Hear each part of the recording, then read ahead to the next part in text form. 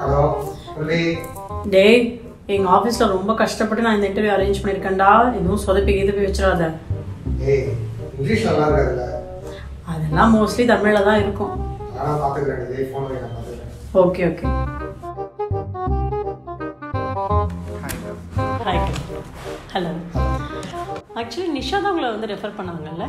ஆமாம் மேம், நிஷா தான் ரெஃபர் பண்ணா. அவள் எனக்கு சின்ன வயசுலேருந்து தெரியும் மேம். ஓ ஓகே. நர்வஸாக இருக்கீங்களா?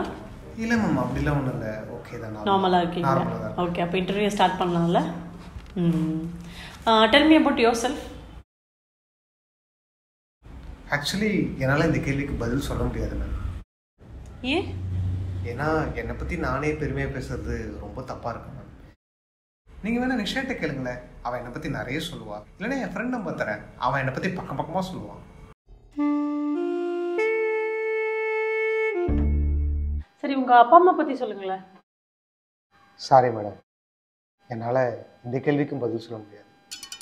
ஏன்? பொதுவாக ஒருத்தவங்க இல்லாத போது அவங்கள பற்றி பின்னாடி பேசுறது எனக்கு சுத்தமாக பிடிக்காது மேம். அதுவும் எங்கள் அப்பா அம்மாவை பற்றியே பேசணுங்கிறது செட் ஆகாது மேம்.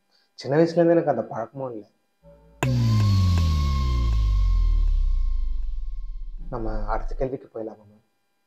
அடுத்த கேள்விக்கு போகணுமா? Yes ma'am. ஓகே, உங்களுக்கு உங்களோட ஸ்ட்ரென்த் என்ன, வீக்னஸ் என்ன, அதையாவது சொல்லலாம்ல? சொல்லலாம் மேம்.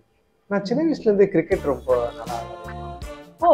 பேட்டிங், பவுலிங், த்ரோ இதெல்லாமே ரொம்ப நல்லா பண்ணுவேன். இது எல்லாமே என்னோட ரைட் ஹேண்டில் தான் மேம் ஆக்சுவலி நான் பண்ணுவேன். ஸோ அதனால் என்னோட ரைட் ஹேண்ட் வந்து ரொம்ப ஸ்ட்ரென்த் மேம், ரொம்ப பவராக இருக்கும். லெஃப்ட் ஹேண்ட் நான் ஆக்சுவலி ரொம்ப பெருசாக யூஸ் பண்ணுறதில்ல மேம். ஸோ ஸ்ட்ரென்த்துன்னு பார்த்தா ரைட் ஹேண்ட் மேம், வீக்குன்னு பார்த்தா கொஞ்சம் இந்த ஹேண்ட் வச்சுக்கலாம் மேம். கவி, அதாவது உங்களோட ஸ்ட்ரென்த் என்ன, வீக்னஸ் என்னன்னா உங்களுக்கு தெரியறது தெரியாது, இதை கேட்டேன் நான். சாரி மேம், சாரி, நான் வேற எதுவும் நினைச்சிட்டேன். Sorry ma'am. ஓகே ஓகே, இப்போ கரெக்டாக சொல்லிடுறேன். சொல்லுங்க. நீங்கள் ரொம்ப அழகாக இருக்கீங்க மேம்.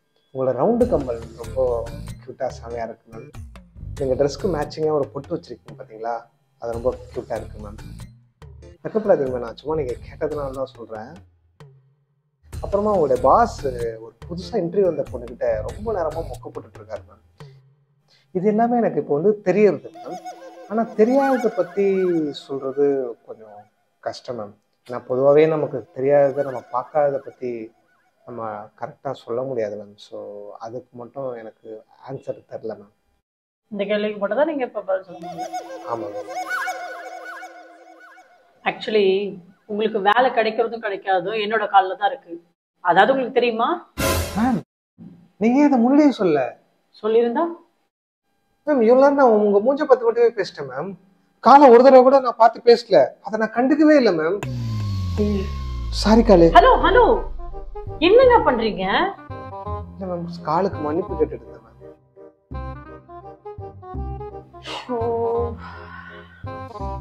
ஓகே, கடைசியா ஒண்ணு கேக்குறேன். உங்களோட பழைய ஆபீஸ்ல வந்து உங்களை எதுக்காக ஃபயர் பண்ணாங்க? மேம், அவங்க ஃபயர் பண்ணல, நான் தான் ஃபயர் பண்ணேன்.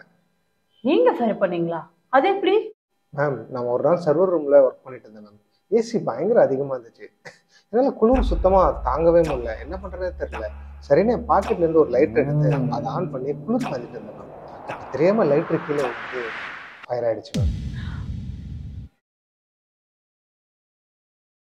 டோட்டல் சர்வர் ரூமும் காலி. இப்போ சொல்லுங்க, யார் ஃபயர் பண்ணா? நான் தானே ஃபயர் பண்ணேன். பாத்தீங்களா, நான் தான் ஃபயர் பண்ணணும்னு ப்ரூவ் பண்ணோடனே வாயடிச்சு போயிட்டீங்க. டோட்டல் சர்வர் ரூமே காலியா? ஆமா மேம், சாம்பல். அப்போ இதனாலதான் உங்களை வேலையை விட்டு தூக்கிட்டாங்க? என்னை மட்டும் வேலையை விட்டு தூக்கல மேம். அந்த ஓனர் ரொம்ப மோசமானவர் மேம்.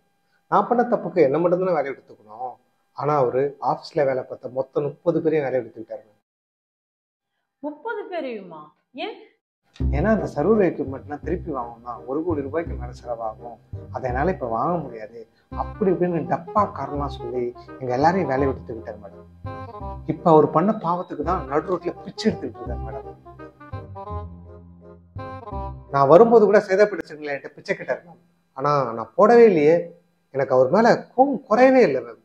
ஒரு மாதிரி திட்டி விட்டுட்டு வந்துட்டேன்.